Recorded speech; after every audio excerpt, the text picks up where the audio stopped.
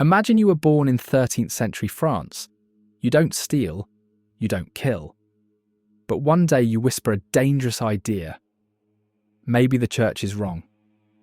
That alone could get you tortured, excommunicated, or burned alive. In medieval times, heresy wasn't just a disagreement. It was treason against God.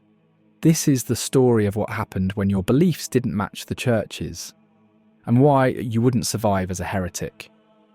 The word heresy comes from the Greek heresis, meaning choice. But in the eyes of the church, it wasn't just a choice, it was a rebellion. Heresy meant holding any belief that opposed official church doctrine. You could believe Jesus was purely divine, not human, and suddenly you were branded a heretic. Or say you questioned transubstantiation, the idea that bread literally becomes the body of Christ during communion. That was enough. In the early centuries, church councils, like the Council of Nicaea in 325 CE, defined what was true. Everything else was false and dangerous. But heresy wasn't just a spiritual issue, it threatened the church's authority. And when belief becomes power, belief becomes deadly. The medieval Catholic Church wasn't just a place of worship, it was the supreme authority on earth, governing education, law, land, kings, and souls. Defying the church wasn't just dangerous, it was suicidal. To the church, heresy threatened the very fabric of Christian society. Pope Gregory IX declared, "Anyone who lets a heretic live is himself a heretic." In the eyes of the faithful, heretics didn't just hold false beliefs, they endangered eternal salvation for everyone around them, and that justified extreme measures. In the 12th century, a quiet revolution was happening. Groups like the Cathars and Waldensians were growing, and they had ideas the church didn't approve of. The Cathars, for example, believed in a dualistic universe, a good spiritual God and an evil material world. They rejected wealth, war, and the church's corruption. That made them enemies of the state and enemies of God. In 1209, Pope Innocent III launched the Albigensian Crusade against them. Entire towns were slaughtered. A church leader was asked how to tell heretics from true Christians. He said, "Kill them all. God will know his own." To root out surviving heretics, the church created a new weapon, the Inquisition, a system of judges, friars, and secret informants devoted entirely to hunting and punishing heresy. If you were accused of heresy, you weren't given a lawyer. You weren't allowed to know who accused you. And silence, that was considered guilt. The church believed that confession was essential for saving your soul. And if you wouldn't confess willingly, they would help you. Torture was sanctioned by papal decree. You might be tied behind your back and hoisted by your wrists, at a technique called strappado, or stretched until your joints dislocated on the rack, or have your feet crushed in iron boots. The goal wasn't truth, it was obedience, and once you confessed, your fate was sealed. If the church found you guilty, there were consequences, some symbolic, some brutal. You might be forced to wear a yellow cross in public, or march barefoot through town while flogged, but the worst punishment was death by fire. Burning was seen as purifying, a way to cleanse the heretic's soul by destroying the body. It wasn't just about death, it was about spectacle. One of the most famous victims was Jan Hus, a Czech priest who criticised church corruption. He was promised safe passage to a church council, and then burned alive in 1415. Heresy wasn't just about theology, it was deeply gendered. Women, especially those who lived alone or practiced folk healing, were prime targets. By the late Middle Ages, heresy accusations blurred into witchcraft trials. The 1487 book Malleus Maleficarum declared that women were more susceptible to the devil. Entire villages were swept up in hysteria. These women weren't priests or theologians, but in a world where belief was tightly controlled, even midwives and herbalists became enemies of the faith. Over the centuries, many brave or foolish souls stood up to church power and paid dearly. Giordano Bruno believed in infinite worlds and a God beyond Catholic doctrine, burned alive in 1600. Joan of Arc claimed to speak with angels, tried and executed in 1431. William Tyndale translated the Bible into English so common people could read it, strangled, then burned. John Wycliffe died of a stroke, but the church later dug up his remains and burned them anyway. For these individuals, truth mattered more than life, but the price was eternal flame. In medieval Europe, heresy wasn't an act, it was an idea. One stray thought, one whispered doubt. That's all it took. Torture, confession, fire. The church offered salvation, but only if you obeyed, and so most stayed silent. Not because they believed, but because they wanted to live. The first step toward truth is the most dangerous. The longsword wasn't just a weapon, it was a symbol of knighthood and chivalry. But make no mistake, it was a killer. Typically weighing 2.5 to 4 pounds, with a blade up to 47 inches, it was deadly in both slashing and thrusting. Knights trained with longswords using manuals like the Fechtbuch, which included detailed kill techniques. Well-trained knights could pierce mail and even exploit gaps in plate armour. And with 2 hands on the hilt, the power behind each swing was terrifying. At over 6 feet tall, the English longbow was the sniper rifle of the medieval battlefield. It could fire arrows over 250 yards, and with enough force to penetrate armour at close range. Skilled archers could shoot 10 to 12 arrows per minute. At the Battle of Agincourt, English archers devastated the French, whose knights were bogged down in mud and cut down by volleys of arrows. The bow required years of training. Once plate armour became common, swords weren't always enough. Enter the warhammer, small, brutal, and perfect for cracking armour like an eggshell. One side featured a blunt hammerhead, the other a spike or beak to pierce helmets. It was designed not to cut, but to crush and puncture. In close combat, knights feared warhammers more than swords.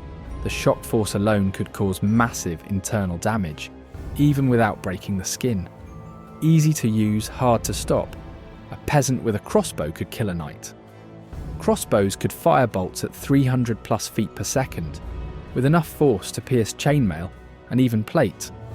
Unlike the longbow, it required minimal training. Point, aim, shoot. The Catholic Church once tried to ban crossbows for use against Christians due to how deadly they were, calling them too inhumane for warfare.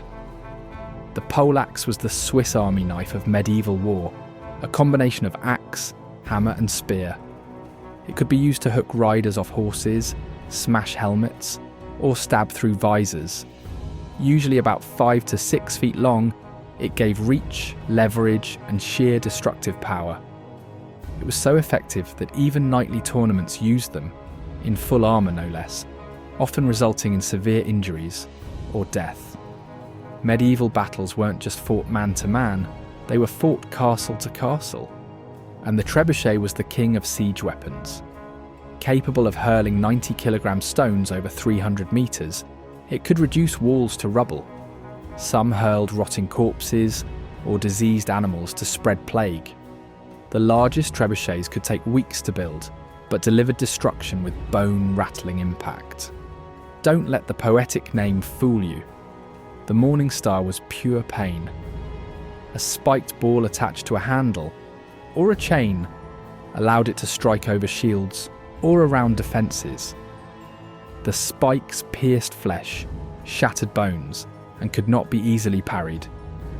Despite myths, the chain version was rare in war due to its unpredictability. But fixed-head Morning Stars were real and horrifying. Some weapons weren't designed to kill, but to capture you alive. And that could be even worse. Meet the Man-Catcher, a rare but terrifying pole weapon used to snare knights and drag them off horses or out of battle. Its pronged, spring-loaded cage clamped around the body, neck, or limbs, trapping victims without piercing them. It was ideal for taking prisoners, especially nobles worth ransoming. Once caught, escape was nearly impossible, especially if multiple soldiers rushed you at once.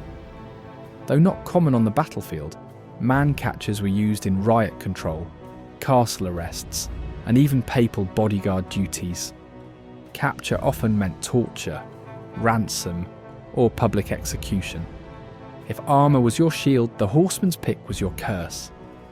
A variant of the warhammer, this weapon had a long, narrow spike, capable of piercing plate armour like a can opener. Its short handle made it ideal for mounted combat, delivering crushing force with precision strikes. Unlike swords, the horseman's pick didn't glance off metal. It punctured, often embedding so deep it had to be pried out. Even a glancing blow could cause crippling concussions or internal bleeding. The dagger may seem small, but in medieval combat, size wasn't everything. The rondel dagger, with its narrow, tapered blade, was used to finish off wounded knights, thrust into gaps in armour. In close quarters, daggers were lethal tools of execution. Some knights carried multiple daggers for different uses: combat, utility, or even mercy killing. This was the final weapon when all else failed. In the medieval world, you didn't need an army to kill an enemy, just a floorboard, a rope, or the right pressure plate. Or swords clashed and arrows flew on the battlefield. A deadlier threat lurked in the silence waiting. Traps, ingenious, ruthless, invisible. From crumbling castles to cursed teams, traps were the silent assassins of the Middle Ages. And if you triggered one, you'd never have time to react. Step into the wrong passage, and a walk become a weapon. Hidden behind stones or ornate carvings, the spring-loaded traps were brutally efficient. Activated by a simple step or a brush of a tripwire, the sparks didn't warn, they didn't miss. These traps are fast, fatal, and often silent. Out deep within vaults or guarding religious relics, their engineering was impressive as their cruelty. Nothing says go back quite like a giant swinging blade. Mounted to ceilings and walls, these scythe-like death machines were powered by counterweights and precise geometry. Set off by a loose stone or hidden cord, they'd cut intruders in half in one sweeping motion. Some blades were serrated, others poisoned, and left a second chance. Not all floors were meant to be walked on. Trapdoors were the medieval world's most deceptive execution method. Triggered manually or by pressure, the floor would collapse into oubliette spike pits or underground rivers. Many who fell were never seen again. These weren't just traps, they were silent sentences. Sometimes the smallest traps caused the greatest suffering. Caltrops, tiny iron devices, were scattered across roads and gates. No matter how they landed, one spike always pointed up, perfect for crippling cavalry, slamming armies, or guarding escape bringers. Step on one, and you wouldn't walk again. The chest gleams with gold, but not every treasure was a reward. Some were traps in disguise. Ruby trap chests protected valuables from thieves. Inside, crossbow bolts, acid flasks, even collapsing floors. Greed wasn't just dangerous, it was fatal. One wrong turn, and the lock bites back. Poison needles traps with deadly booby traps inside hidden door mechanisms. The thief would never know until it was too late. The poison, belladonna, hemlock, or something worse. Sometimes death came in minutes, sometimes hours of agony. In the ancient world, the sailor didn't just protect you from the weather, it was a weapon. Remove the wrong relic, and the entire slabs of rock would come crashing down. Quick, heavy, final. No warning, no mercy. Some traps didn't kill with blades, but with silence. Enter the wrong chamber, and the air itself would become your executioner. These rims sealed from the outside. The oxygen gone in minutes. These suffocation chambers were cruel, slow, and terrifyingly effective. Sometimes your escape was the trap. Collapsing stairs and false bridges were engineered to betray trust. A delayed tripwire, broken chain, and you were falling into the void. Built into keeps, towers, and cliff-side strongholds, they made sure no one was left alive. One trap was deadly, but two unstoppable. Medieval engineers didn't stop at a single threat, they layered horrors. Every step calculated to maim, terrify, or kill. The psychological impact. Enemies didn't just fear battle, they feared the hallways, treasure rooms, even the doors. Without mercy, traps were the unseen executioners. Long before modern doctors, medieval villagers turned to herbwives, local women who specialised in healing with plants. These women, often older and highly experienced, gathered and cultivated herbs like yarrow, mugwort, rosemary, and comfrey. They brewed teas, made salves, and applied poultices to treat everything from fevers to infected wounds. Their knowledge was passed down orally, generation to generation, rooted in both folk tradition and practical observation. Some even acted as midwives, guiding childbirth with herbal remedies and whispered prayers. But their role came with risk. In periods of social unrest or religious paranoia, herbwives were among the first accused of witchcraft. Despite this, they were essential figures in rural communities, quiet guardians of health, in a time when hospitals didn't exist for common folk. Think your job stinks? Try being a gong farmer. These workers were hired to empty cesspits and privies, often at night, crawling into toxic spaces, armed only with a shovel and a lantern. Despite the filth, the danger from disease and gas buildup made it one of the best paid jobs among labourers. During the Black Death, plague buriers became a grim necessity. These men were hired to collect and bury the dead, sometimes in mass graves. But the job was short-lived. Many plague buriers fell ill themselves and ended up in the very pits they helped dig. Lime was essential for mortar, plaster and agriculture, and lime burners were the ones who made it. Their job involved superheating limestone in massive kilns, a dangerous process that could lead to burns, lung damage or explosions. Still, their product was in high demand.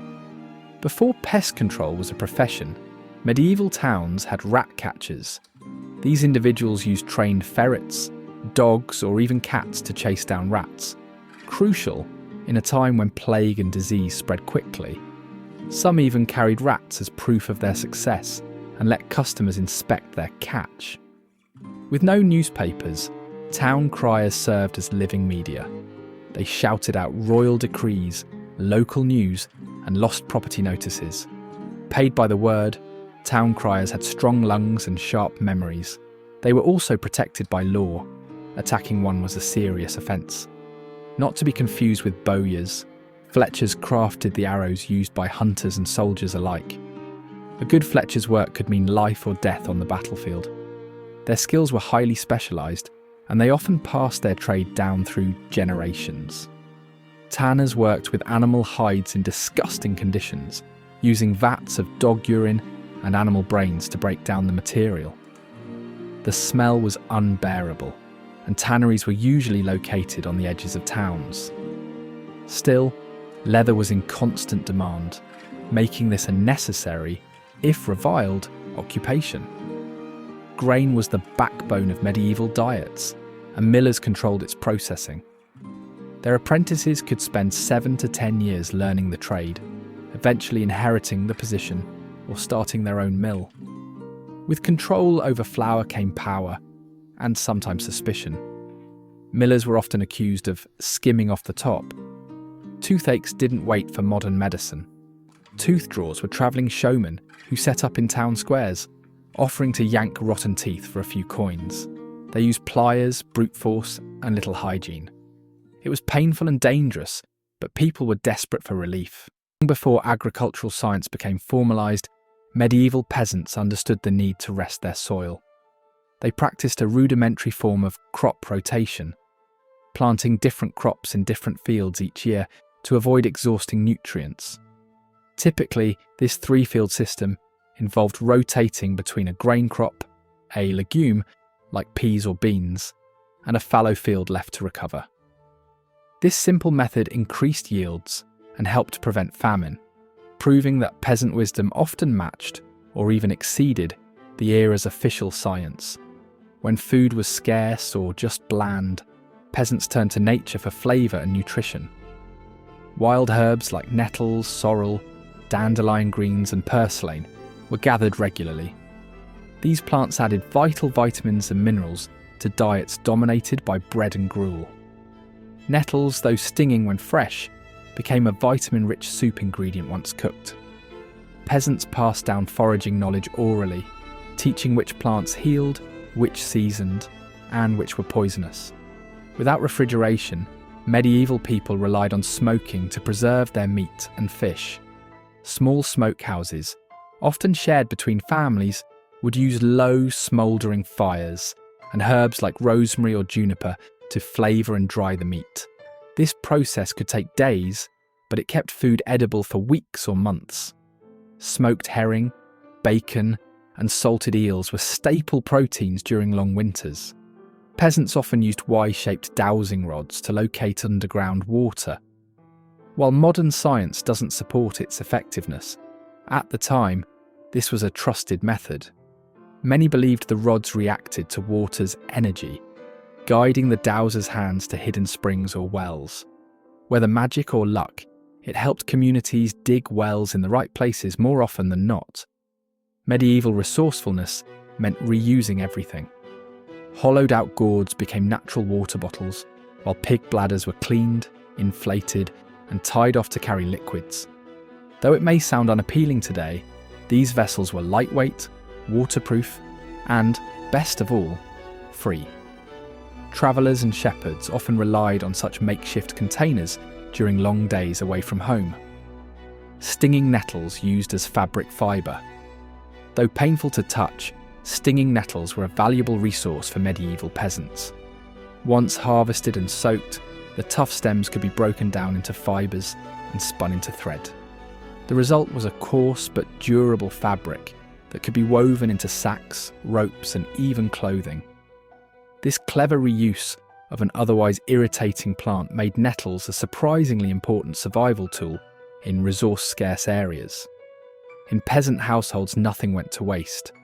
Animal bones were sharpened into needles or awls, hides were tanned for clothing or shoes, and even sinew was dried and used as thread. Bone splinters could insulate walls, and hides could be stretched over window frames. These practices show the deep ingenuity of rural life, where every part of a hunted or slaughtered animal served a purpose. In some villages, peasants crafted dome-shaped clay beehives called skeps to keep bees for honey. Honey wasn't just a rare sweetener, it was used to treat wounds and soothe coughs, while beeswax was essential for making candles in homes without natural light. Keeping bees was a delicate but rewarding process, and hives were often carefully placed near wildflowers or herb gardens to ensure good yields. Keeping bugs off food wasn't easy without modern screens or sprays. Peasants used smoke, smouldering herbs and damp wood to deter insects inside their homes. Hanging garlic near pantries and beds was another common practice, believed to repel not just flies but evil spirits too. These techniques were part of everyday domestic knowledge, passed on primarily by women and rooted in both observation and superstition. To survive long, cold winters, peasants had to prepare well in advance. Root vegetables like turnips, carrots and onions were stored in deep-root cellars, holes dug into the earth where temperatures stayed cool and stable. Grains were kept in clay pots, sealed with wax or animal fat to keep out moisture and pests. These storage methods were simple but remarkably effective, and could mean the difference between hunger and survival. Every suit of armour began not with metal, but with stone. The primary ingredient? Iron ore. Dug from the earth, it was loaded, crushed and refined in primitive but effective furnaces known as bloomeries. Inside these furnaces, a combination of iron ore and charcoal was heated to staggering temperatures. The charcoal wasn't just fuel, it was essential. It provided the carbon necessary to transform iron into something harder and more resilient. Early medieval steel was inconsistent. Some armour was soft and prone to bending. But by the late medieval period, Europe had developed carbon-controlled steel, a more durable, flexible metal ideal for protective gear. Master armourers often sought out imported metal from Toledo, Spain, or even Damascus. These regions were famed for their finely forged steels, known for their strength and workability. Without the right steel, a knight's armour could buckle under a sword's blow. While blacksmiths made tools and bladesmiths forged weapons, armourers had a singular purpose: to craft the protective exoskeleton of war. Their workshops were marvels of medieval engineering. At the heart was the forge, blazing hot, fed by bellows and charcoal. Nearby, heavy anvils anchored the workspace. Surrounding them were racks of tools, each with a unique purpose. Raising hammers were used to mould metal over curved stakes. Planishing hammers smoothed and thinned the plates. Shears cut raw sheets into shape. Swage blocks helped shape joints and channels with precision. Armourers didn't work alone. It was a guild profession, often passed down through families. The master armourer led the design and final detailing, while apprentices did the heavy hammering, polishing, and fitting. Some workshops were so prestigious that their marks were sought after across kingdoms. And many armourers worked in teams, not just for speed, but because armour wasn't just metal.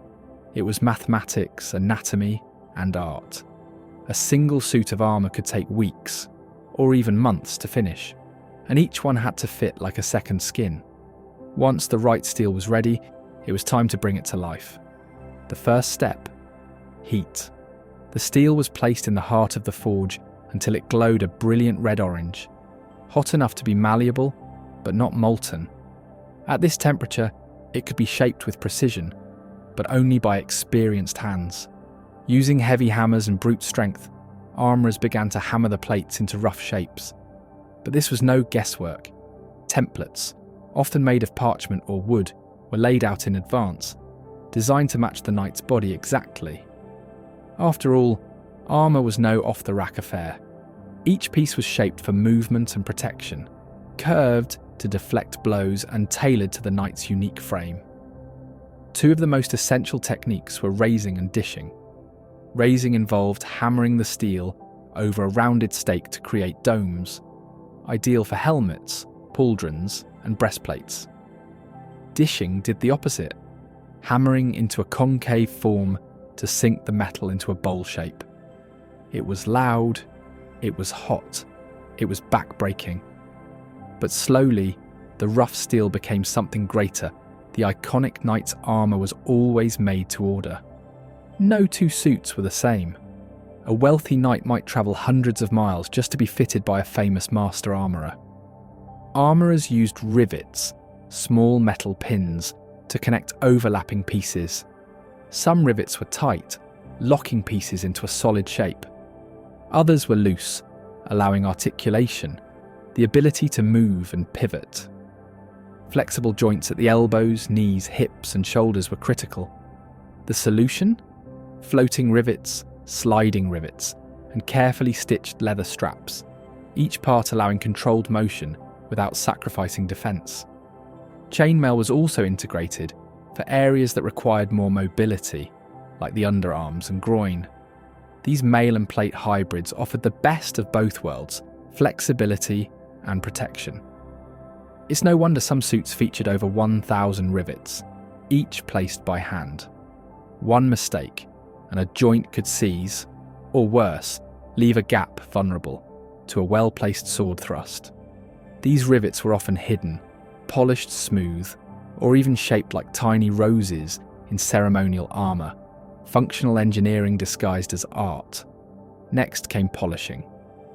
Using abrasive stones, pastes, and even powdered pumice, armourers and apprentices spent hours removing hammer marks and forging scars, turning dull grey steel into a mirror-like finish. Polishing wasn't just for looks. A smooth surface helped deflect blades and was less likely to catch mud or grime in battle. But for many knights, especially the noble and the wealthy, armour also had to dazzle. Etching used wax designs, Symbols, heraldry, even animals and religious scenes, etched into steel using mild acid. The acid ate into the exposed metal, leaving intricate, permanent patterns. High-ranking knights took it further, commissioning gilded accents, silver overlays, enamel details, and stamped crests. Their armour shone like trophies. Steel alone doesn't make armour strong. It had to be tested, again and again. To ensure a suit could withstand the chaos of battle, armourers often performed proof testing. This wasn't metaphorical. They literally attacked the armour, striking it with swords, axes, and occasionally even firing arrows or early firearms at it. If the armour withstood the force, the maker would leave a small symbol stamped onto the plate, a proof mark. You'll often find these on the breastplate, where a knight was most vulnerable. These marks weren't decoration. They were a signature of trust, proof that the suit wasn't just beautiful, but battle-ready. Still, strength alone wasn't enough. A full suit had to strike the delicate balance between durability and weight. Most late medieval plate armour weighed between 45 to 60 pounds, no more than the gear of a modern firefighter or soldier.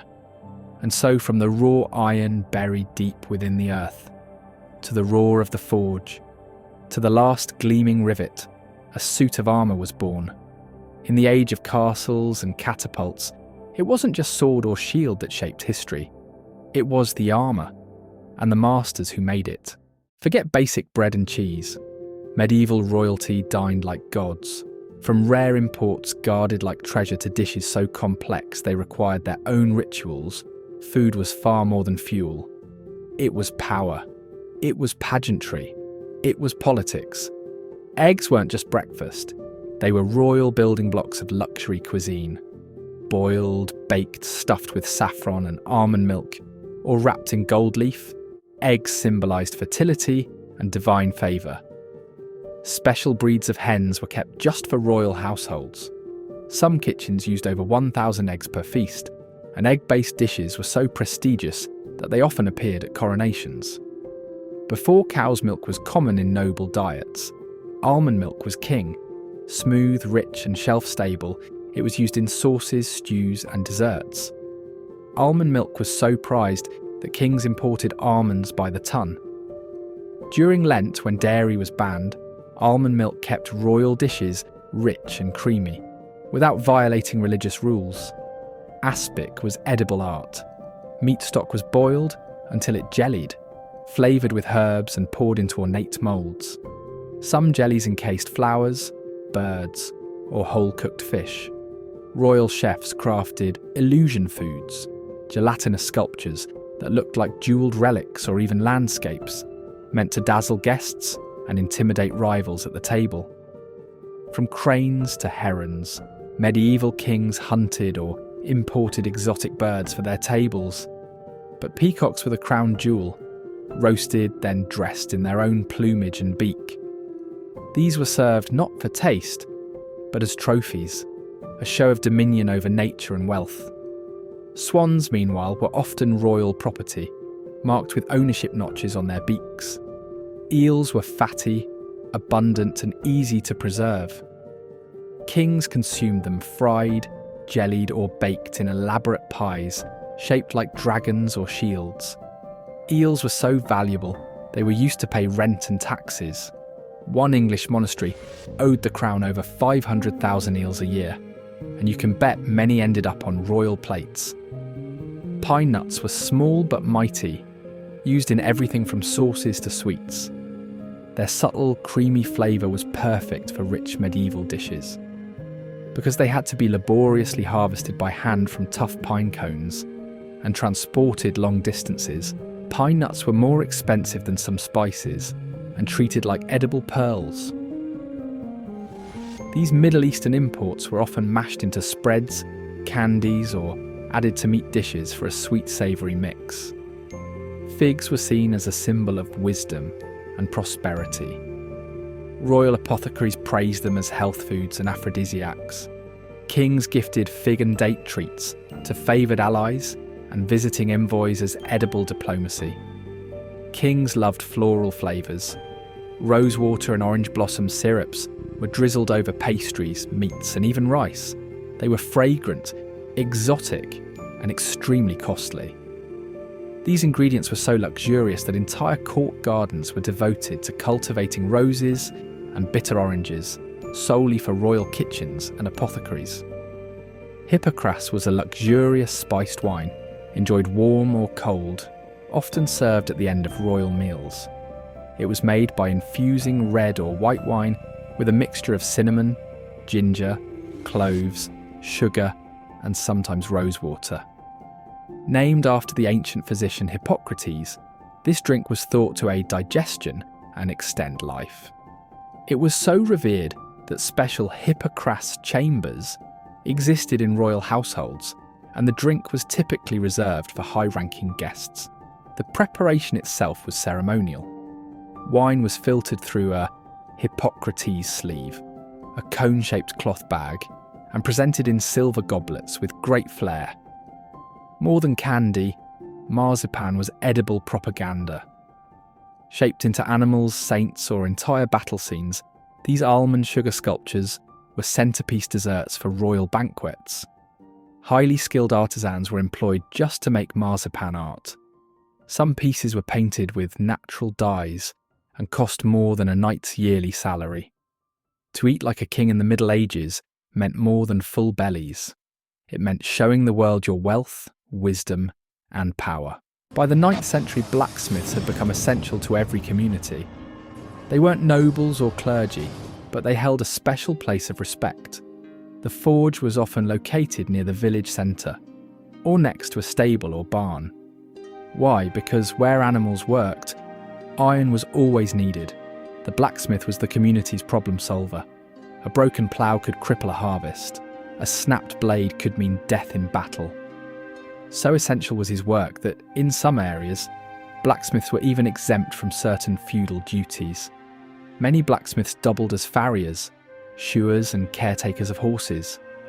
In a world where hoofbeats were the heartbeat of war, trade and travel, this made the smith even more indispensable. Step inside the medieval forge and you enter a world of heat, hissing and hammering. Every inch had a purpose.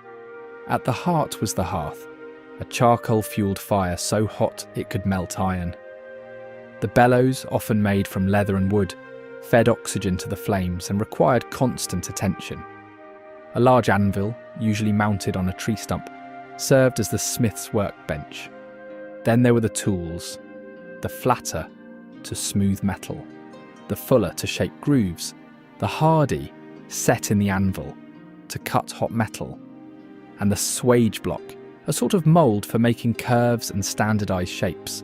To harden the work, the smith quenched it in water or oil, producing that satisfying hiss we all know. In larger operations, especially near rivers, blacksmiths used trip hammers, massive water-powered hammers that could flatten metal faster than any man. Each tool had its own rhythm, each movement a dance between fire and force. The forge wasn't just functional, it was a theatre of transformation. A blacksmith's life was not easy. Days began at dawn and the work was relentless, physically demanding, scorchingly hot, and often dangerous. Every day brought new challenges. A farmer needed a scythe repaired, a carpenter needed nails, a traveller's horse threw a shoe. Sometimes a soldier came by with a sword that needed sharpening, or reforging. Most blacksmiths had help, usually 1 or 2 apprentices, who started young, sometimes as early as age 12. They learnt not just technique, but the rhythm of the forge, the feel of metal, the timing of heat, the art of endurance. Many forges were family-run. Wives kept the books, helped with sales, and even managed small repairs. Daughters sometimes learned the craft too, though they rarely received formal credit. He crafted and maintained the tools that fed the people. Ploughshares for turning soil, scythes for harvesting grain, axes for felling wood, hoes for planting crops, cauldrons, spits, knives, latches, hooks, all forged by hand, made to last. Many tools weren't sold for money, but bartered, exchanged for food, wool, or firewood. The economy of the medieval village was one of trust and trade, and some of these tools were so well made they were passed from father to son. A plough that fed generations, a knife that carved countless meals. Not every blacksmith made weapons. Bladesmiths and armoursmiths were often specialists. But the village blacksmith, he was the battlefield's mechanic. He crafted spearheads and arrowheads, simple swords and battle axes, shield bosses and knife blades. During wartime, his forge rang day and night. Soldiers depended on him. A dulled sword or a cracked helm could mean the difference between victory and death. Some smiths became so skilled their blades were sought after by lords and knights far beyond their village. And occasionally, they inscribed their weapons with mystical runes, symbols meant to protect the wielder or curse the enemy. In fire, the blacksmith gave birth to the tools of survival and destruction. While the blacksmith was vital for tools and weapons, he also had a gentler side, a side that created beauty from brute force. Many smiths took pride in artistic work. They forged decorative gates and railings, hinges, locks and window bars with scrolling motifs, chandeliers, candle holders and church fittings. In some towns, blacksmiths were commissioned by churches or wealthy patrons to create ironwork for cathedrals or castles, an incredible honour and source of income. In medieval minds, the blacksmith held mystical power. He could bend metal, tame fire, and create what no one else could. Folklore swirled around the anvil. In Norse myth, Waylon the Smith was a legendary figure, kidnapped by a king for his skills and later exacting revenge using his craft. In other stories, the blacksmith outwitted the devil himself, tricking him with red-hot iron or trapping him in a horseshoe. Some smiths were believed to have healing powers, particularly for iron-related ailments like blood heat or injuries caused by metal tools. In many villages, the blacksmith acted as a minor doctor. Burnt iron filings mixed with wine, horseshoe water, or the heat of the forge were sometimes used in folk remedies. When war loomed, the blacksmith's role became even more critical. Suddenly nails gave way to arrowheads, ploughshares became pikes. During conflicts, whether regional feuds or major invasions, local smiths worked day and night to equip militias. They repaired broken armour, forged spear tips, and fixed wagons for fleeing families. Some blacksmiths travelled with armies as campaign smiths, setting up mobile forges to keep weapons sharp and horses shod. Becoming a blacksmith wasn't just about strength, it was about patience, discipline, and years of training. Apprenticeships typically began around age 12. The boy would live with the master smith, learning everything from tending the hearth to crafting his first nails. Mistakes were common. Burns, bruises, even scars. But over time, the apprentice learned the secrets of tempering, welding, and shaping. After 5 to 7 years, an apprentice could become a journeyman, travelling between towns to work in different forges, gain skills, and eventually submit a masterwork to join a guild. Guilds ensured quality, trained the next generation, and protected the reputation of the trade. And once accepted, the smith could open his own forge, perhaps with his own apprentice at his side. In the medieval economy, the blacksmith was both craftsman and merchant. While some accepted coins, many preferred barter, tools traded for grain, repairs paid with wool, or knives swapped for chickens. In the Domesday Book of 1086, smiths are specifically listed in many English villages, highlighting just how essential they were to daily economic life. Whether trading, repairing, or commissioning large projects, the blacksmith was a central figure in the heartbeat of commerce. The medieval blacksmith made the tools that built the castle, shoed the horse, forged the sword, and mended the plough. He was a figure of strength, skill, and the essential part of the community. We all know about mead and meat pies, but the medieval world had a sweet tooth too. Perry jelly was a shimmering treat made from fermented pear juice and honey, thickened into a wobbly jelly. The wealthy often spiced it with cinnamon or clove, and poured it into moulds shaped like animals or shields. Perry was considered safer to drink than water, and when turned into jelly, it became both medicine and dessert. Frumenti may sound humble, but on feast days it became something magical. This sweetened wheat porridge was enriched with milk, eggs and honey, then topped with dried fruits like figs, raisins and dates. It was traditionally served at Christmas and even accompanied roasted venison during noble feasts. Comfits were the original medieval candy. Fennel, aniseed or coriander seeds were coated in layer after layer of hardened sugar. They were believed to aid digestion, so much so that nobles carried boxes of comfits to banquets and handed them out like party favours. Apple mousse was thick, warm and fragrant, a sort of medieval applesauce pudding. Apples were stewed with wine, breadcrumbs and spices like cinnamon and ginger. This dessert was often used to soften stale bread, turning food waste into a sweet, elegant dish. Lèche Lombard was a sliceable custard made from almond milk, honey, and exotic spices like mace and saffron. It looked like fudge but tasted like a warm, nutty pudding. This was a favourite among the nobility, with versions recorded in the 14th century English and Italian cookbooks. Pain perdu, essentially medieval French toast, soaked in egg and milk, fried in butter, then topped with honey or sugar. In a time when wasting bread was unthinkable, pain perdu was a clever and delicious solution. Tarte de Brie was made from soft, ripened cheese, like brie, mixed with eggs, sugar, and spices inside a pastry shell. It was creamy, savoury, and just sweet enough to be served as dessert. It blurs the line between sweet and savoury, much like modern cheesecake. A fleeting spring delight. Elderflower fritters were made by dipping whole blossoms in batter and frying them crisp.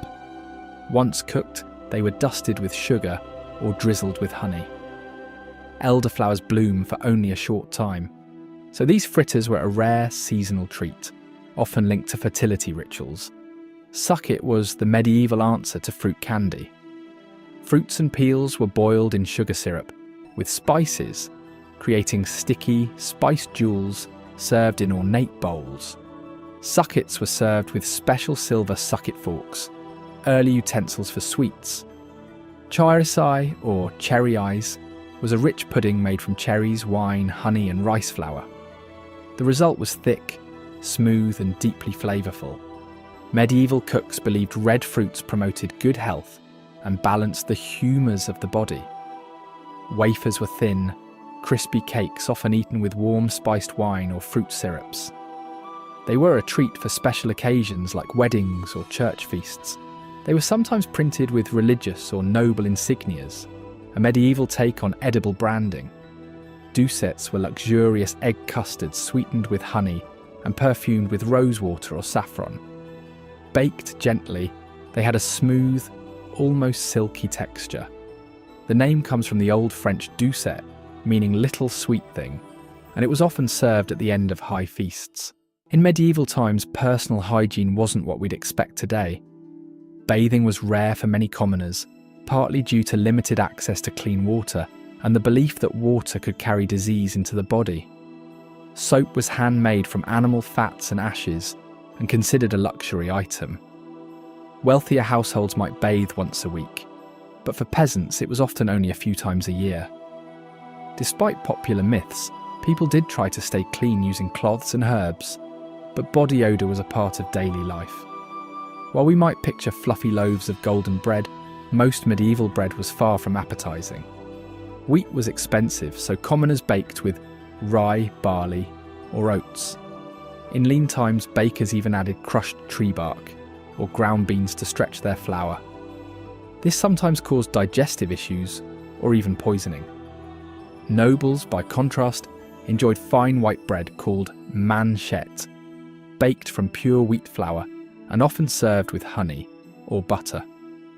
Salt was more than a seasoning in the Middle Ages. It was wealth. Known as white gold, salt preserved meat and fish, making it crucial for survival, especially in winter. at grand feasts where a person sat in relation to the salt cellar marked their rank. Nobles and honoured guests sat above the salt, closer to the host, while servants and lower status individuals were seated below the salt. Its value was so great that Roman soldiers were once paid in salt, giving us the word salary. Medieval evenings were dark, literally. Most homes didn't have windows, and when the sun went down, people relied on candles or oil lamps for light. But candles weren't the scented luxury we know today. They were often made from tallow, a rendered animal fat, which produced thick smoke and a strong odour. Only churches and the very wealthy used beeswax candles, which burned cleaner and brighter. For many, bedtime came shortly after sundown to save on lighting. While cats and dogs were kept for companionship or pest control, medieval households, especially noble ones, sometimes had more exotic pets. Falcons were prized by the upper class, not only for hunting, but also as a symbol of status. Monkeys, squirrels, and even songbirds like nightingales could be found in wealthier homes. These animals were often pampered and even featured in medieval art and literature. Meanwhile, in rural communities, animals like goats and pigs sometimes served dual roles: livestock by day, companions by necessity. The bond between people and their animals, whether practical or affectionate, played a quiet but meaningful role in medieval daily life. A single night's sleep wasn't the norm in the Middle Ages. Historical records suggest that people followed a segmented sleep pattern: first sleep and second sleep. After going to bed at dusk, people would sleep for a few hours, wake around midnight, pray, read, or even visit neighbours, and then go back to sleep until dawn. This pattern matched the natural rhythms of candlelit life and limited daylight. It also allowed people quiet time for reflection in the middle of the night. In medieval times, oral hygiene was quite different from today. People often used herbs like parsley, mint, and rosemary to freshen their breath after meals. Chewing these fragrant herbs helped mask the strong odours caused by less frequent toothbrushing and the heavy diets of the time. Some even made homemade mouthwashes using vinegar or wine infused with herbs. While they lacked modern dental care, these natural remedies were an important part of daily life to maintain some sense of cleanliness and social etiquette. Medieval people did take some care of their teeth. While toothbrushes didn't exist, people used frayed sticks or cloth to rub their teeth clean and remove debris. Interestingly, skeletal remains from the period show relatively healthy teeth, likely due to a lack of processed sugar. Names in the medieval world carried deep meaning. They often reflected a person's trade, like John Smith, location, Alice of York, or a personal trait, Geoffrey the Bold. Nicknames were widely used, especially when multiple people shared the same first name. A Thomas could become Thomas the Miller, Tom Short, or Tomkin. Some surnames stuck for generations, becoming the last names we still use today. While peasants struggled to get enough food, noble banquets were lavish and long-lasting. Feasts were held to celebrate religious holidays, marriages, and military victories, and they didn't end after one course or one evening. Some lasted several days, featuring dozens of dishes, musicians, jugglers, and entertainers. Moulded jellies were served alongside dramatic centerpieces, like pies filled with live birds. These grand spectacles reinforced the wealth and status of the host. What if I told you the medieval diet wasn't just meat, mead, and mouldy bread? Hidden in the pages of ancient manuscripts and castle garden records are fruits you've likely never tasted, fruits that once sweetened royal feasts, flavoured potions, and filled the bowls of peasants and kings alike. Today we're peeling back the centuries to rediscover 12 forgotten fruits of the medieval world. The medlar is the medieval fruit that needed to rot before it could be eaten. Sounds gross? Actually, it's a process called bletting, where the fruit softens and sweetens after harvesting. Once bletted, it has the texture of applesauce and a flavour often compared to spiced dates or baked apples. Shakespeare called it open-arse fruit because, well, take a look. Medlars were a delicacy in Tudor England and often featured in pies and preserves. They also symbolised decay and time, making appearances in poetry and art. Looking like a lumpy apple and smelling like perfume, the quince was once more popular than apples themselves. Too tough and sour to eat raw, quinces were cooked into jellies and pastes like membrillo, still loved in Spain today. In medieval Europe, quince was also prized for its medicinal properties. It was believed to aid digestion, sweeten breath, and even strengthen the heart.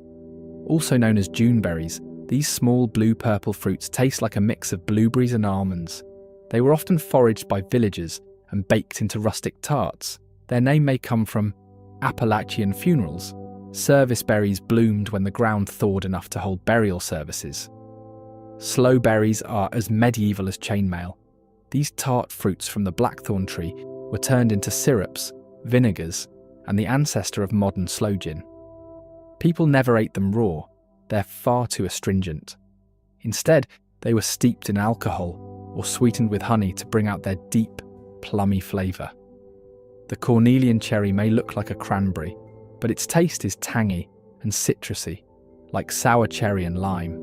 Popular in Byzantine and Eastern European cuisines, this fruit was often made into jams, fermented drinks, and even pickled. Romans loved it too. Legions carried the tough wood for spears and the fruit for energy. Mulberries were so beloved in the Middle Ages, some monasteries cultivated them for their sweet juice and for silkworms, which feed exclusively on mulberry leaves. The black mulberry, in particular, was eaten fresh, dried, or turned into wine, and they stain everything, a symbol of fleeting beauty and often linked to ancient myths like Pyramus and Thisbe. Tiny, tangy, and electric red, barberries were prized for their zing. Used in medieval sauces and syrups, they also served medicinal purposes, especially for fevers. Though banned in some areas due to a link to wheat diseases, they remained popular in kitchens and gardens until forgotten by modern diets. Damsons are the dark horse of the plum family. Tart and tannic, they were perfect for stewing with meat, making jams and even flavouring ale. The name may trace back to Damascus, suggesting a long journey from the Middle East to the English orchard. Yes, jujubes are real fruit, not just chewy candy. Known as the Chinese date, they were brought to Europe via the Silk Road. Dried, they're chewy and date-like. Fresh, they're crisp and apple-like. Medieval herbalists valued them for calming the nerves and aiding sleep. The strawberry tree, or Arbutus unidu, was said to be eaten once because the taste was forgettable. But these fruits were fermented into wines and liqueurs by monks and foragers. It's one of the few fruits that ripens in autumn and blooms at the same time, making it a symbol of rebirth and duality. Rowan berries were more than food, they were magic. Medieval people believed the tree protected against witches and evil spirits. When cooked, the bitter berries made excellent jelly, often paired with game meats. In hard times, they were dried and ground into flour substitutes. Also called the wild service tree, this fruit tastes like dates and malt after bletting. Checker fruits were fermented into a kind of rustic cider or ale, and inns named the Chequers across Britain reference this very tree. They were so culturally tied to drinking that they lent their name to the Chancellor's residence, Chequers.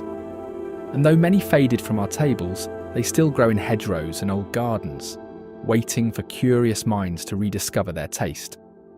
We've all heard of medieval meat pies and mead, but what about the vegetables that filled the tables of castles, monasteries, and peasant homes? Today we're looking into history to unearth 12 forgotten vegetables of the medieval world. Some were culinary staples, others medicinal marvels. All are rare in modern kitchens. Skirret, funny name, serious flavour. This sweet white root, with its mild taste reminiscent of carrot and parsnip, was a favourite in medieval kitchens. The name skirret comes from the Dutch suikerwortel, or sugar root, a nod to its natural sweetness. Boiled, roasted, or even fried in batter, Skirret was considered a delicacy of the elite. Charlemagne reportedly demanded it in his royal gardens. It's a perennial too, meaning once planted, it fed people for years. With a name fit for royalty and a nickname of poor man's asparagus, Good King Henry was a reliable wild green. This plant was often foraged near homes and farms, leading it to be one of the earliest homegrown vegetables of Europe. Its young shoots were eaten like asparagus, while the mature leaves were cooked like spinach. Before celery ruled the kitchen, there was Alexander's. Grown by Romans and passed on through the medieval period, this bold, peppery herb flavoured everything from soups to salted fish. It was so popular that it was often planted along monastery walls, and nearly every part is edible: root, leaf, stem, and flower. Recognise the name rampion. You might know it as Rapunzel. Yes, that Rapunzel. In the fairy tale, her mother craved this plant so badly, she risked everything. That's because rampion's root is nutty and tender, and its leaves can be eaten raw or cooked. It was such a valuable salad plant that theft from noble gardens was not uncommon. Don't let the appearance fool you. Scortonera, also known as black salsify, has a creamy oyster-like flavour when cooked. Its name means viper's herb in Spanish, due to its supposed ability to treat snake bites. Once considered a cure for the plague, it was a prized root in both culinary and apothecary gardens. Blanched and buried in sand, sea kale shoots were a coastal treasure. This seaside vegetable was a staple in monastic gardens, especially in the British Isles.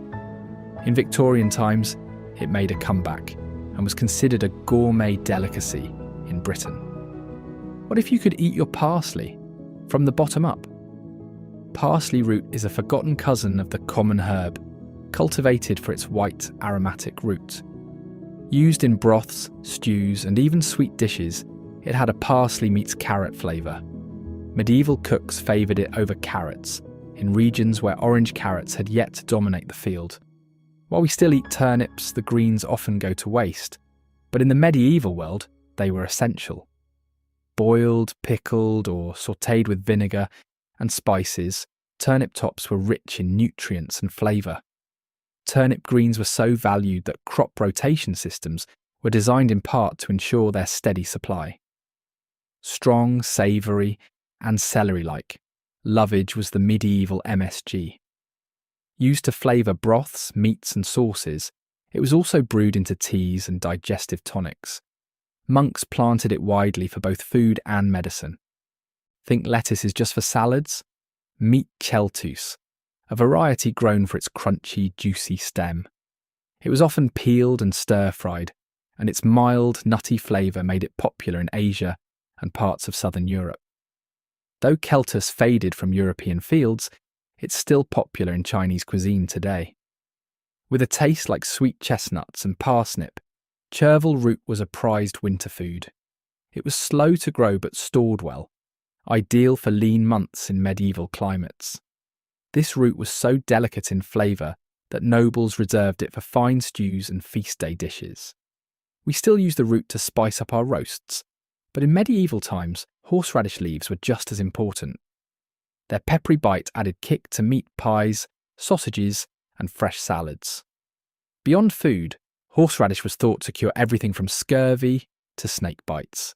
Truly a hot commodity, from castle banquets to peasant stews, these vegetables once fed medieval Europe with flavour, variety, and vital nutrients. Welcome to the chaos and charm of the Middle Ages. We will explore the myths, monsters, and mysteries from medieval times. These legends shaped real beliefs, inspired crusades, and defined times. While the sword in the stone tale might sound far-fetched, many historians believe the legend was inspired by an actual war leader from the 5th or 6th century. This mysterious figure supposedly led British forces against Saxon invaders, laying the foundation for centuries of Arthurian legends. To medieval minds, dragons weren't just fantasy, they were facts. Bestiaries and maps marked unexplored lands with warnings like "Here be dragons." Caves, mountain ranges and distant islands were all fair game for dragon sightings. Elves, goblins, and fairies were not the magical helpers we think of today. Back then, they were blamed for stolen children, sudden sickness, or strange happenings in the woods. Folklore was filled with warnings of these dangerous beings. The Holy Grail wasn't just a symbol of divine power, it was the ultimate medieval obsession. Knights of the Round Table, including Sir Galahad and Sir Lancelot, were said to seek this mystical chalice, believed to hold the blood of Christ. The search became a metaphor for purity, sacrifice, and divine favour. Medieval people truly believed in revenants, restless spirits or walking corpses. Ghost stories were not just spooky tales, but moral warnings about unresolved sins, improper burials, or divine punishment. Unicorns, manticores, and even the dreaded basilisk appeared in real medieval texts. Scholars of the time included them in encyclopedias, treating them as exotic animals rather than mythical monsters. These travelling performers kept legends alive, spinning tales of heroism, betrayal, magic, and war. Their stories were entertainment, history, and moral lesson all rolled into one. Merlin wasn't just a magician in stories. Some medieval people believed he had actually existed and possessed prophetic powers. Chronicles and religious texts sometimes referred to him as a sage who foresaw great wars and the rise of kings.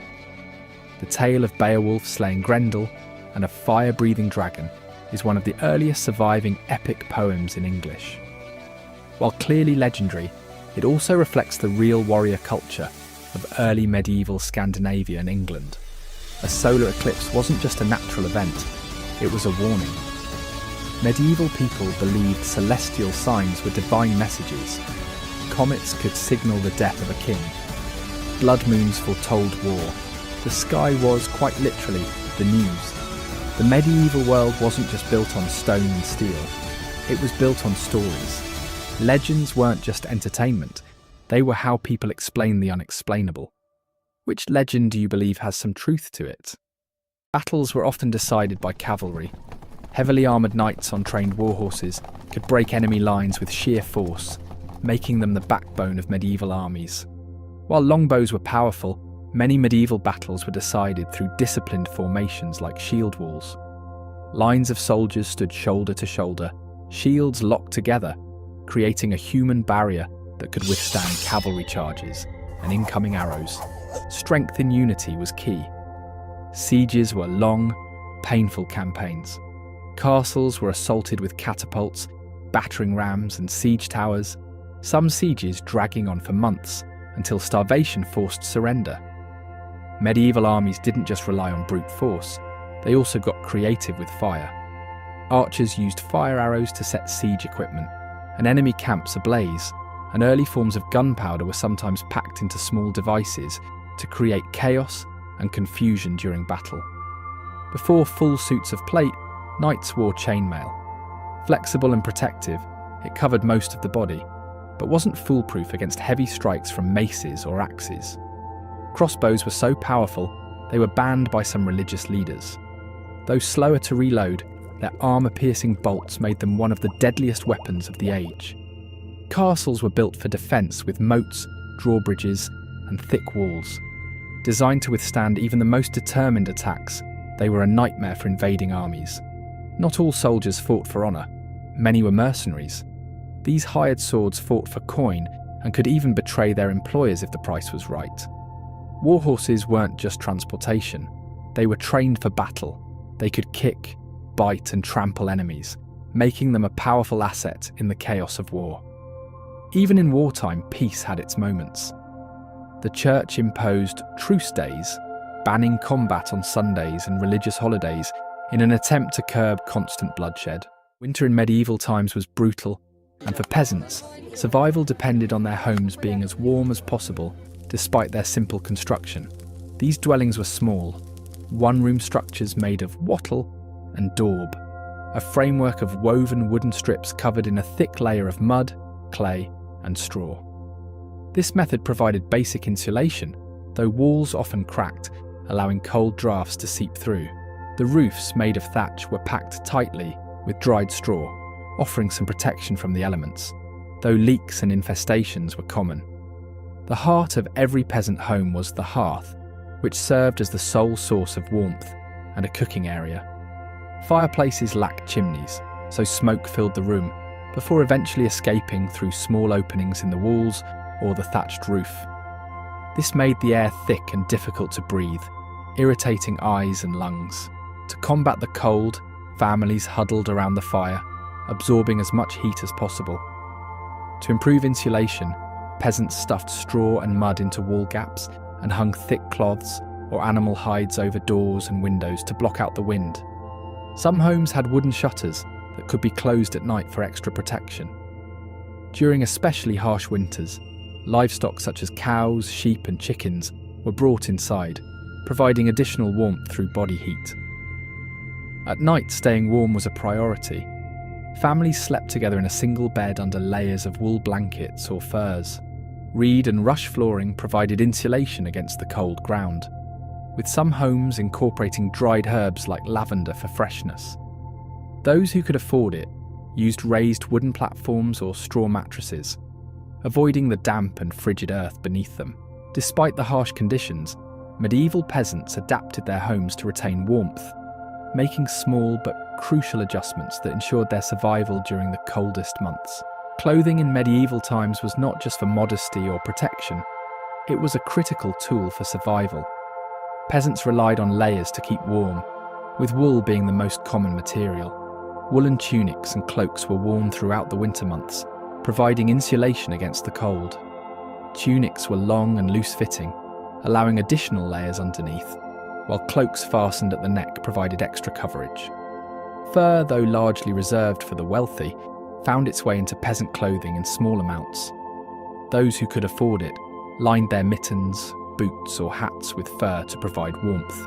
For the rest, wool remained the primary defence against the cold. Hoods and hats were essential, as heat escapes rapidly from the head.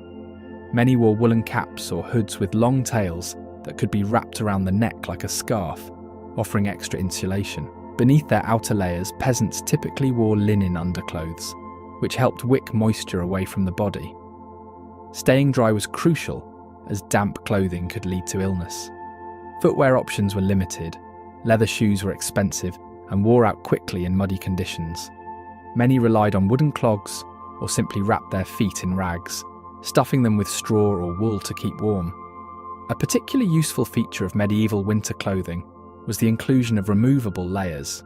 Some garments were designed with inner linings that could be added or removed as needed, allowing peasants to adjust to fluctuating temperatures. This practical approach to dressing allowed them to stay warm while maintaining mobility for daily work. Surviving the winter required careful planning and food storage. Without modern refrigeration, peasants relied on time-tested preservation methods to ensure they had enough to eat. Meats were salted, smoked, or dried to prevent spoilage, while root vegetables like turnips, carrots, and onions were stored in underground pits lined with straw to keep them fresh. Grains such as barley and rye were stored in sacks and used for making bread and porridge throughout the season. Drinking water was risky due to contamination, so ale was the primary beverage. Even children drank it, as the fermentation process made it safer than water. Though weak in alcohol content, it provided essential calories and warmth. To avoid running out of food, peasants practiced fasting and rationing. Meals were carefully portioned, and every bit of food was used efficiently.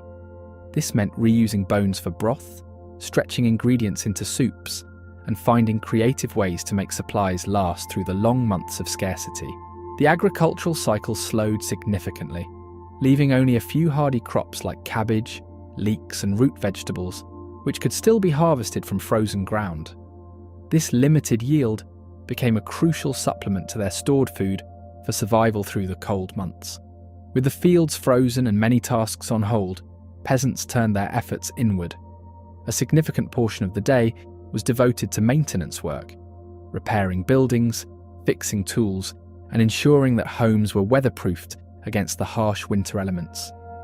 The bitter cold made fires essential for warmth and cooking, so gathering firewood became one of the most important chores. Every able-bodied member of the household, from the elderly to the children, would help gather what little dry wood could be found. The constant effort to stockpile fuel kept everyone occupied, but it was never truly enough to last the entire winter, requiring regular trips to the forest or woodpile. Another necessary task in winter was caring for livestock. Without access to fresh pasture, feeding animals became more difficult, and the winter diet of hay and grain was not always sufficient. Peasants spent time ensuring that the animals, cows, sheep, goats, and pigs, had enough food to survive the season.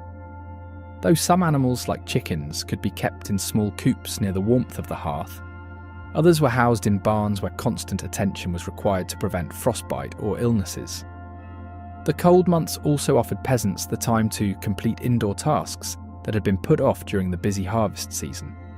Women would spin wool, weave fabric, and mend clothing that had been worn thin during the previous year. Clothes were carefully patched up to avoid any waste, as any fabric, thread, or cloth was precious. Shoes, often worn until the soles were worn through, were repaired by cobblers or by the peasants themselves. The need for warmth extended beyond clothing. With less work to be done outdoors, social life became crucial in maintaining both physical and mental health. Peasants gathered in the evenings around the fire, telling stories, singing songs, and sharing news.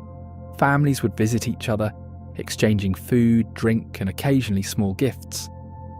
The communal nature of life was not just a way to pass the time. These gatherings helped to preserve the social fabric of the community, offering much-needed companionship in the otherwise isolated and bleak months. Villages often had communal ovens where families could bake their bread. These ovens were places of warmth. The smell of baking bread would fill the village, and for a brief moment, it provided a respite from the cold. Bread was often shared, with each family contributing to the oven schedule, ensuring that everyone had something to eat. While most foraging and hunting was halted by the deep snow, peasants still ventured out when necessary. Small game, such as rabbits and squirrels, could be found in the woods. Birds, including pheasants and ducks, might also be trapped or hunted. However, the bitter cold and scarcity of resources meant that many peasants simply relied on stored food. Salted meats, preserved vegetables, and dried fruits became staples of the winter diet. With fewer opportunities for fresh produce, the monotony of winter meals could sometimes be overwhelming.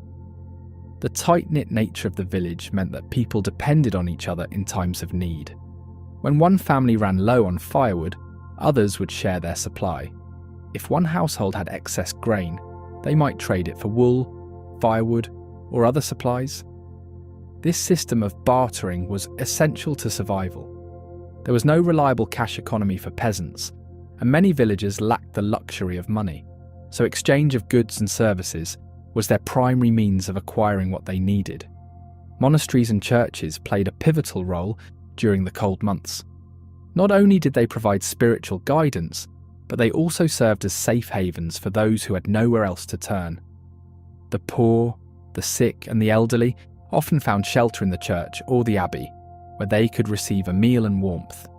Churches would often hold masses or offer prayers for favourable weather and the health of the community. Some monasteries even maintained large storerooms filled with grain and dried meat, which they distributed to the needy. Festivals were another vital aspect of winter survival. Despite the grueling conditions, religious celebrations like Christmas and Twelfth Night provided peasants with a much-needed break from the hardships of the season.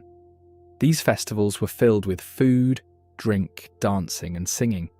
They were a brief respite from the cold and isolation, reminding people of their shared humanity and the promise of spring. Superstitions also played a large role in winter survival.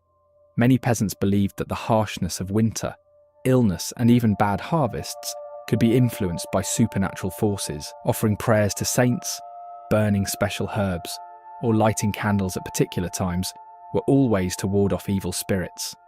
Some would also hold rituals at the winter solstice, hoping for a prosperous and mild year ahead. The cold weather, combined with the lack of sunlight and limited nutrition, made medieval winters a breeding ground for illness. Peasants were particularly vulnerable to diseases like pneumonia, colds, and coughs. The long dark nights led to a rise in frostbite and other cold-related injuries, especially for those who had to work outdoors. Medieval medicine was rudimentary at best, and many illnesses went untreated or were wrongly diagnosed. Colds and fevers were often seen as punishments from God or the result of spirits. Village healers or herbalists would concoct various remedies using herbs like thyme, rosemary, and garlic. These remedies were thought to have medicinal properties, but often they were little more than soothing concoctions to ease discomfort.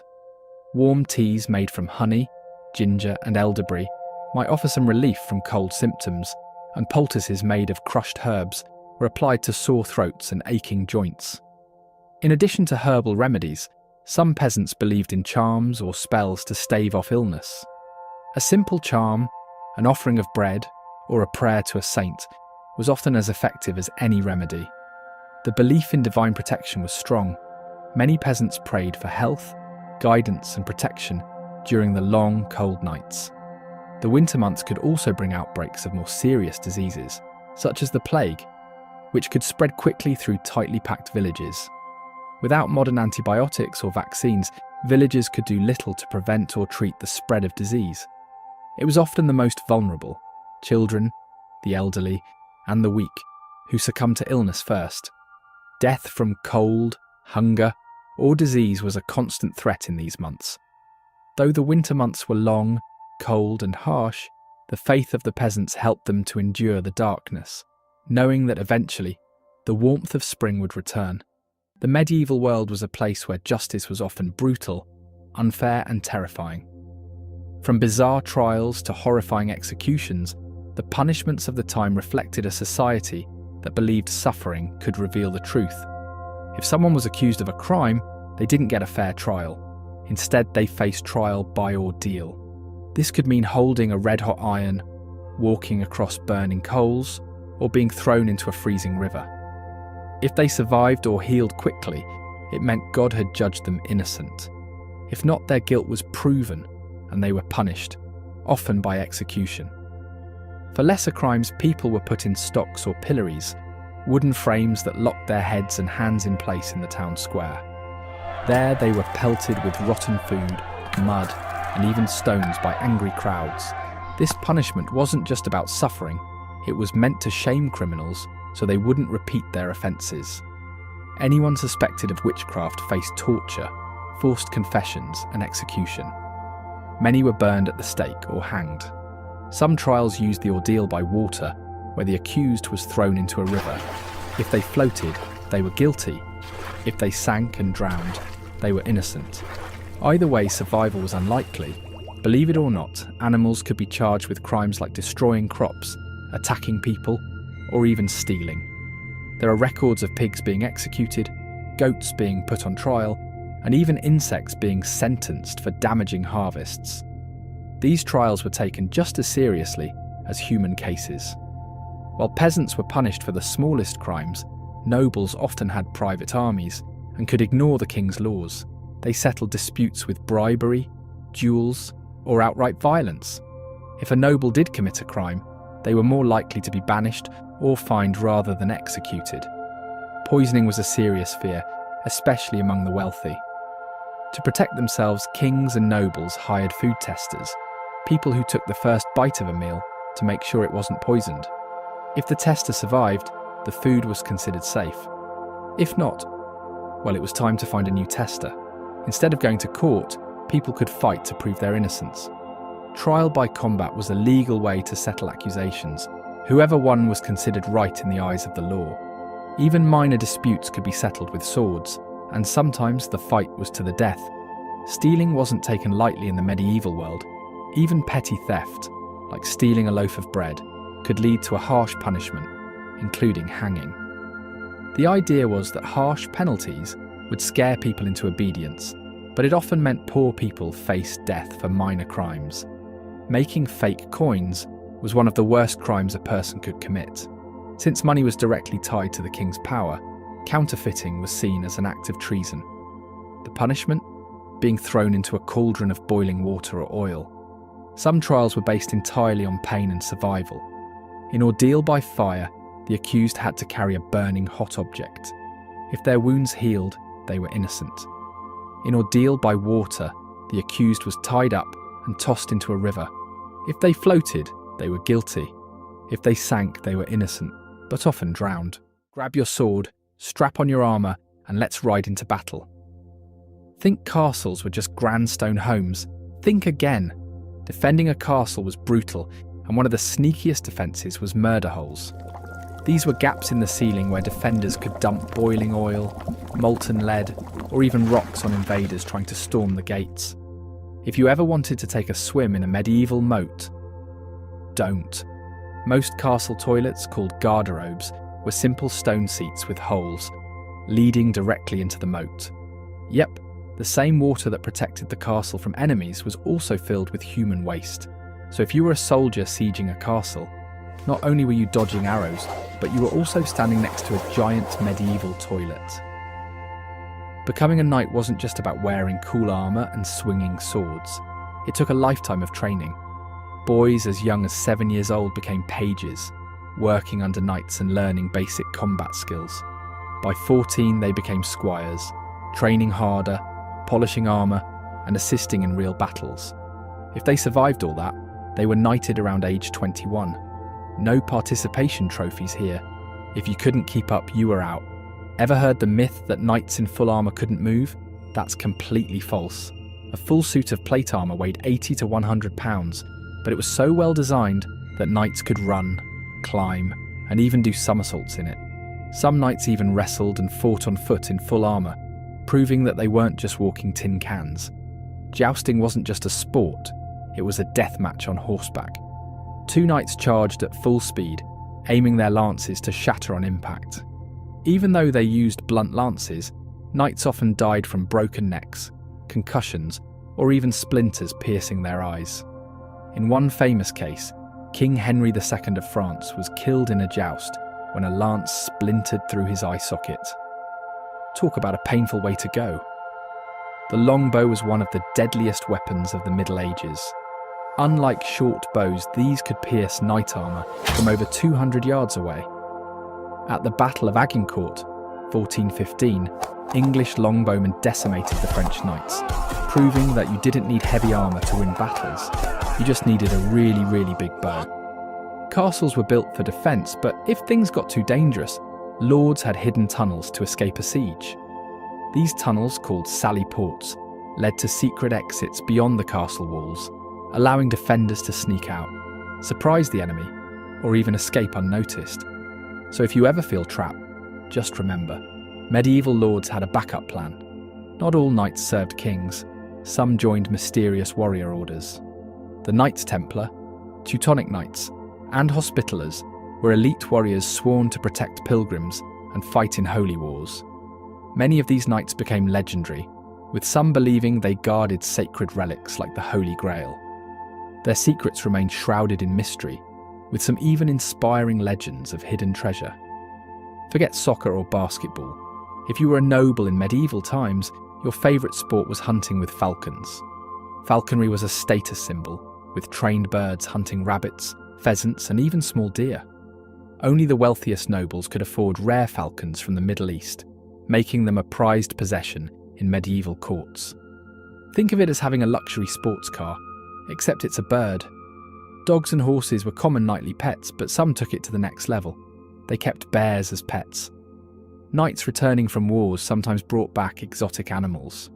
Some even trained bears for hunting, or had them fight in tournaments for entertainment. Imagine riding into battle with a trained warbear. Now that's medieval madness. Medicine in the Middle Ages was questionable at best. If you were sick, your chances of survival depended more on luck than actual science. Let's take a look at some of the wildest medical practices and superstitions of medieval times. Feeling sick? Just drain some blood. Bloodletting was one of the most common treatments for everything. Fevers, headaches, infections, you name it. The idea was that illnesses were caused by an imbalance of bodily fluids, so removing blood would rebalance the body. Problem was, it often made people weaker, or even killed them. Believe it or not, medieval doctors tasted urine to diagnose illnesses. They believed the colour, smell, and taste revealed a patient's condition. Imagine walking into a doctor's office today and being handed a cup of pee for a taste test. Yeah, hard pass. The Black Death was the deadliest pandemic in history, wiping out nearly 50% of Europe's population in just a few years. But what caused it? Some believed it was bad air, others blamed angry gods or even witchcraft. People carried flowers or burned herbs to purify the air, none of which helped, of course. These guys, they weren't just creepy, they believed their beaked masks, stuffed with herbs, would protect them from the deadly disease. Spoiler alert, it didn't. Ever had a headache so bad you'd drill a hole in your head? Well, medieval doctors did just that.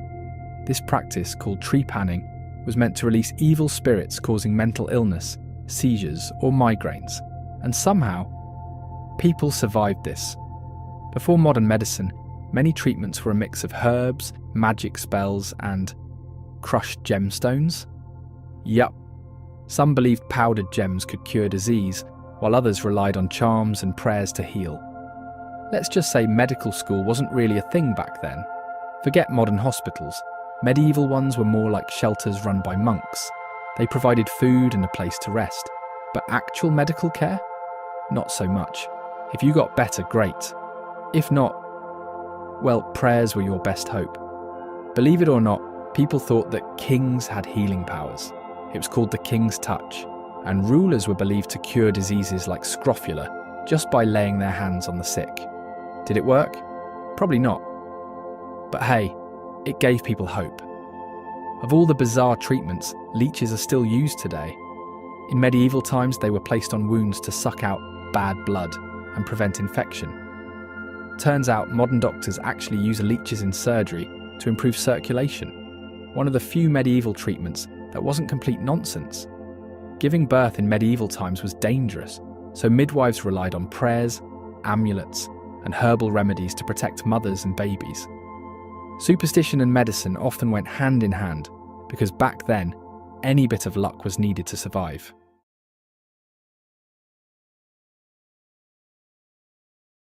Welcome to a world long past but still brimming with life and stories. The medieval tavern. Imagine stepping into a space where the warm glow of candlelight reflects off wooden beams. The air is rich with the aroma of roasted meats and ale, and the room hums with laughter, conversation, and the occasional burst of a bard's tune. So grab a seat by the fire, raise a tankard, and join us as we step into the lively world of the medieval tavern. Taverns were far more than just places to eat and drink. They were essential stops for weary travellers, offering shelter, a warm meal, and a safe place to rest for the night. For merchants on long journeys, they provided opportunities to network, trade goods, and share news from distant lands. There were different types of taverns catering to various needs.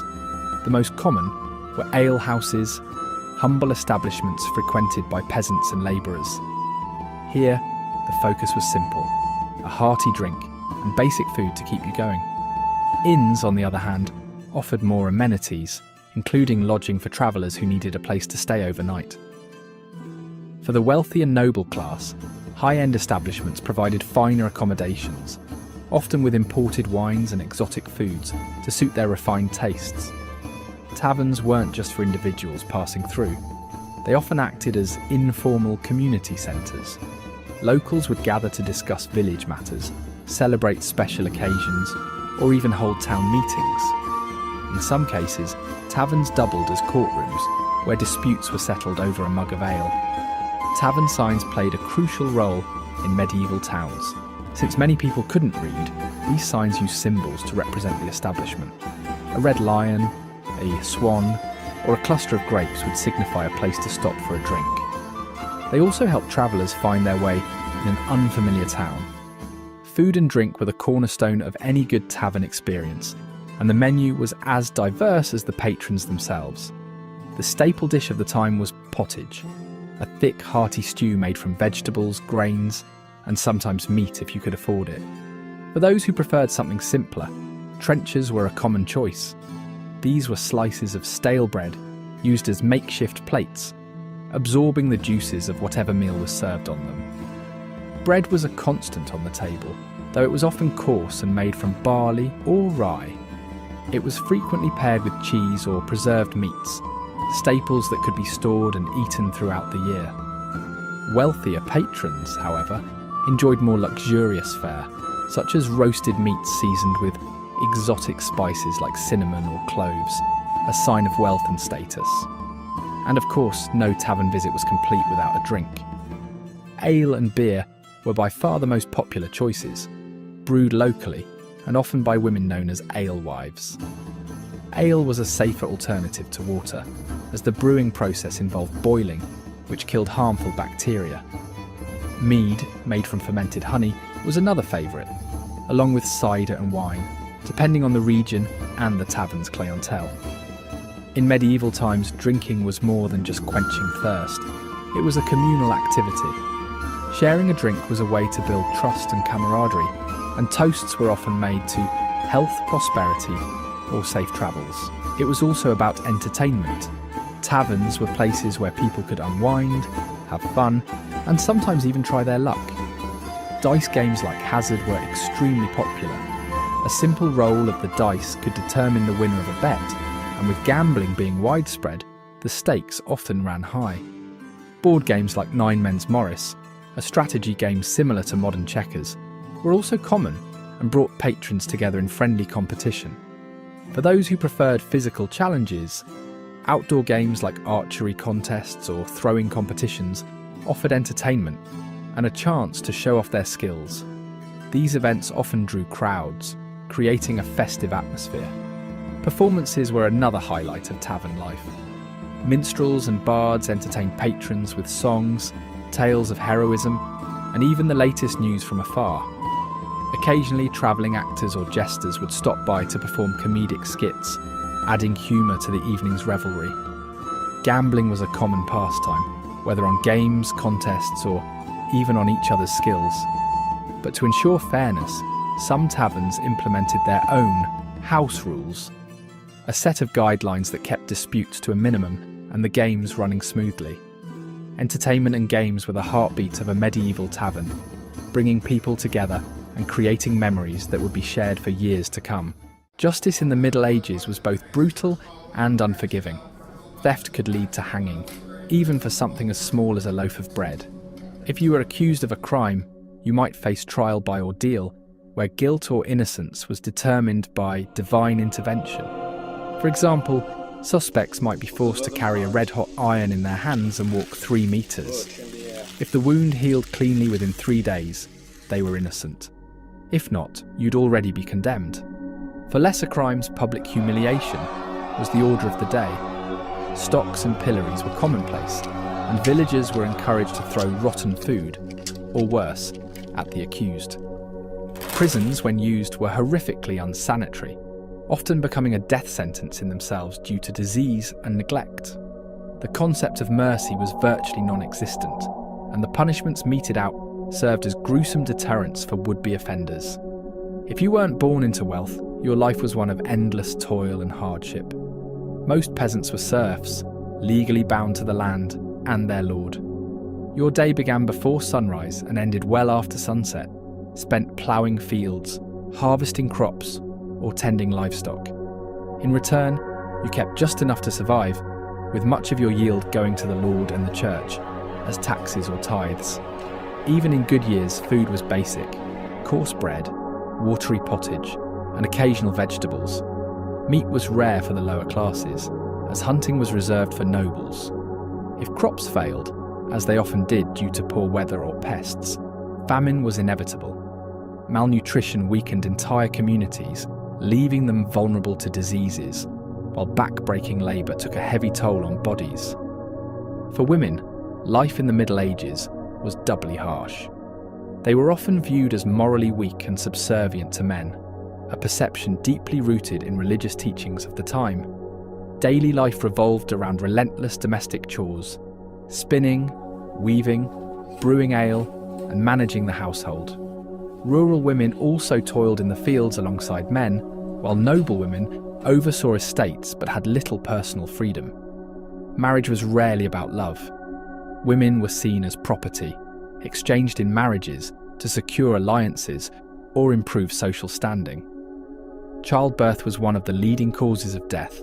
Without pain relief or proper medical knowledge, complications often proved fatal for both mother and child. Midwives and herbal remedies were the only resources available, but they could do little against infections or difficult labours. The constant cycle of childbearing, illness and societal oppression left women with little reprieve from hardship. You would also notice that you wouldn't understand a single word. The common folk spoke Middle English, a dialect so foreign that it's nearly incomprehensible to modern ears. The elite communicated in French and the clergy relied on Latin for prayers, documents and sermons. These language barriers alone would make survival incredibly difficult. Even if you managed to communicate, literacy was a rare luxury. Only about 10% of men and 1% of women could read or write. Books were hand-copied, expensive treasures reserved for the wealthy or religious institutions. Most knowledge was passed down orally, creating an environment where misinformation and superstition flourished. Symbols and pictures helped bridge gaps, but they'd hardly prepare you for navigating this unfamiliar world. Childhood in the Middle Ages was a perilous journey fraught with danger. Nearly 1/3 of children didn't survive past the age of 5, falling victim to diseases like dysentery, measles or whooping cough. The lack of medical knowledge, poor sanitation and malnutrition only compounded the risks. Even in the womb, survival wasn't guaranteed. Poor diets during pregnancy led to complications, and women often consumed alcohol, unaware of its risks. For the lucky few who made it to adulthood, life was still harsh. The average life expectancy hovered around 30 to 40 years, though those who survived childhood illnesses and avoided war or famine could live longer. Still, the relentless hardships of the era ensured that few experienced a truly comfortable existence. Medieval Europe was rarely at peace. Wars between kingdoms and local lords were constant, and peasants were often conscripted to fight. Armed with little more than farm tools or crude weapons, they faced professional soldiers and brutal tactics. Casualties were high, and even if you survived the battlefield, the aftermath of war brought famine, disease, and economic ruin.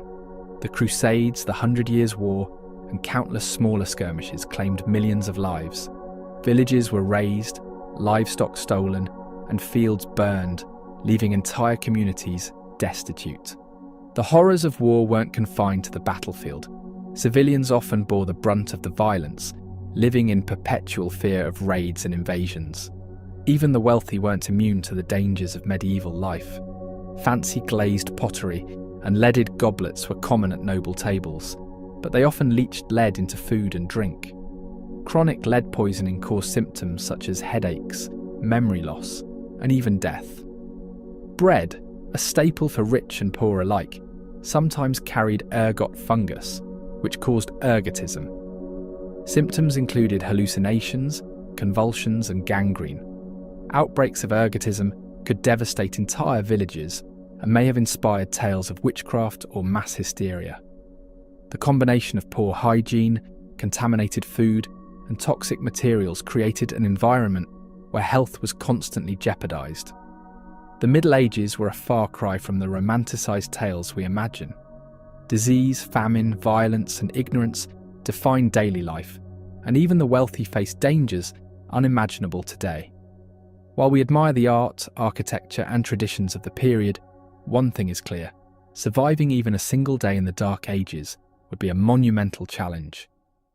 The year is 1347. A mysterious and deadly disease has swept across Europe. Known as the Black Death, this pandemic comprised 3 forms of plague: bubonic, septicemic, and pneumonic. Together they ravaged the continent, reducing its population by as much as 50%. The question is, could you have survived? We'll explore the methods, some ingenious, others harsh, that might have kept you alive.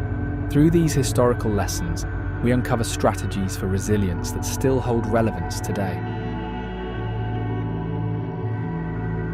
The pneumonic plague spread through airborne droplets, while the bubonic variety relied on fleas carried by rats. Urban centres, with their crowded streets, poor sanitation, and abundant rodent populations, became epicentres of the pandemic. To survive, the first rule was clear: stay away from the cities. those who lived in rural areas or could escape to isolated villages significantly increased their chances of survival. Cities were hotbeds of infection, with dense populations exacerbating the rapid transmission of disease. For many, retreating to the countryside wasn't just an option, it was a necessity. Think of this as a medieval form of social distancing. Avoiding crowded markets, bustling taverns and public festivals reduced exposure to infected individuals and flea-infested rodents. Isolation from these urban centres proved to be one of the most effective survival strategies. The practice of quarantine, a concept still used today, has its roots in the Black Death. In Venice, authorities required incoming ships to anchor offshore for 40 days, a practice known as 40 giorni, the origin of the word quarantine. This delay allowed time to identify and isolate potential carriers of the plague, reducing the risk of contagion. In Milan, officials took more extreme measures. Entire households displaying symptoms were sealed inside their homes. While this condemned many to die in isolation, it significantly lowered the city's mortality rate compared to other regions. These severe strategies demonstrate the lengths to which societies would go to curb the disease's spread. Contact with the deceased posed a significant risk.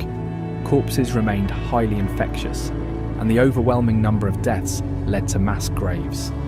In Florence, bodies were buried in layers with dirt between them, creating what one chronicler described as a human lasagna. Such practices underscore the desperation of the era. Specialised groups known as becchini were tasked with handling the dead. Their work was both essential and perilous, as many succumbed to the plague themselves. Some even turned to theft and violence, adding to the chaos. For the average person, avoiding contact with both the dead and those who managed them was a critical survival tactic. Fire served purposes beyond providing warmth. Pope Clement VI famously surrounded himself with a ring of flames, which likely kept infected individuals and disease-carrying fleas at bay. This unintentional method of disease prevention proved effective. Later, fire played a role in eradicating the plague from London. The Great Fire of 1666 destroyed much of the city's rat population, breaking the cycle of transmission. This historical example highlights how natural or deliberate actions can have unintended public health benefits. Plague doctors donned distinctive outfits, including bird-like masks filled with aromatic herbs. These masks were intended to filter miasma, or bad air, believed to carry the disease. Though scientifically inaccurate, the protective gear may have offered some defence against flea bites. The leather coats, gloves and masks represented early attempts at personal protective equipment. While these measures were limited by the era's medical knowledge, they symbolised the ongoing effort to combat the plague. Good health was a valuable ally. Poor nutrition, unsanitary living conditions, and pre-existing illnesses heightened vulnerability to the plague. Acts like consuming fresh produce, maintaining personal hygiene, and staying active helped bolster natural defences. Though rooted more in practicality than science, these habits illustrate the connection between lifestyle and immunity. Even then, people understood the importance of physical well-being in the face of disease. Survival wasn't solely a matter of strategy. Genetic predispositions played a crucial role. Some individuals carried genetic traits that enhanced their resistance to Yersinia pestis, the bacterium responsible for the plague. Believing that foul air carried the disease, people burned incense and aromatic herbs to purify their surroundings. While ineffective against infection, these practices reflect early attempts to mitigate environmental risks and provide psychological comfort. The Black Death reshaped Europe and left a legacy of public health practices still relevant today. From quarantines to protective equipment, these historical strategies highlight humanity's ingenuity and resilience. Could you have survived? Perhaps with a blend of preparation, adaptation and luck. Most people in medieval times never travelled more than 10 miles from their birthplace. That's like spending your entire life in your hometown without ever leaving. Roads were dangerous, and most peasants were bound to the land, working for their lords from sunrise to sunset. Think your apartment needs a deep clean? Medieval homes had dirt floors, no glass windows, and were filled with the lovely aroma of smoke, sweat, and, well, livestock. Hygiene? That was a luxury few could afford. Toilets, forget about them. Most people simply had a hole in the ground or used chamber pots, which were dumped, sometimes out the window, onto the streets. Yep, medieval streets were not a place you'd want to take a casual stroll. Forget fancy silverware. Forks weren't commonly used in medieval Europe. People ate with their hands, knives, and sometimes spoons. If you dined with royalty, you might get a napkin. Otherwise, it was all about licking your fingers clean. Believe it or not, women were the primary brewers of beer. Since water was often unsafe to drink, beer was the go-to beverage for all ages. Brewing beer was a household task, just like cooking or baking bread. The medieval work week? 6 days a week, sunrise to sunset. Peasants worked long hours farming, tending livestock, and doing whatever their lord required.